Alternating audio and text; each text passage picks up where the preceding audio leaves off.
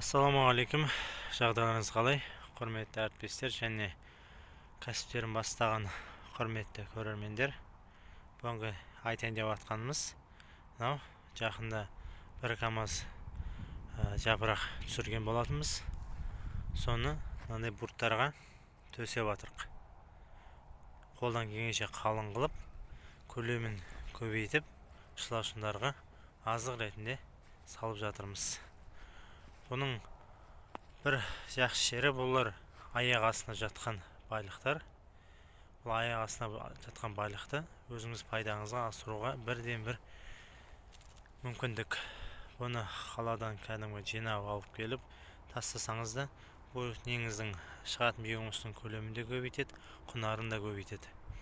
Сол себепті осындай қысқа дайындығымыз осылай жүріп жатыр. Әзірге бурттың биіктігі 30-40 сантиметр болып қалады. Ал ар жағындағысы 60-70 сантиметр, төменгісі сол қазір айтқанымыздай 30-40 сантиметр болады. Ол қысқа шылаушындардың жағдайы болады. Тағы бір айта кетерлік нәрсе, бұл шылаушындар -5-6 градусқа дейін шыдайды. Бірақ шыдайды екенде бұны қарамай кетудің қажеті жоқ. Ол сіздің пайда көзіңіз болып табылады. Сол үшін қолдан келгенше осындай балғын көңдерді даже болса жуылғандар болса тастап, бетін жылы ұстауымыз қажет. Және сабандарымыз, мынадай жапырақтарымыз болса бетіне қалыңдап жауып қысқа сақтауымыз керек. Қыста не дегенмен суық болады, минусовой температура келе жатыр. Сондықтан қазіргі таңда ең қолданатын мәселе осы шылаушындарды қыста жоғалтып алмауымыз керек. Және де бұл шылаушындар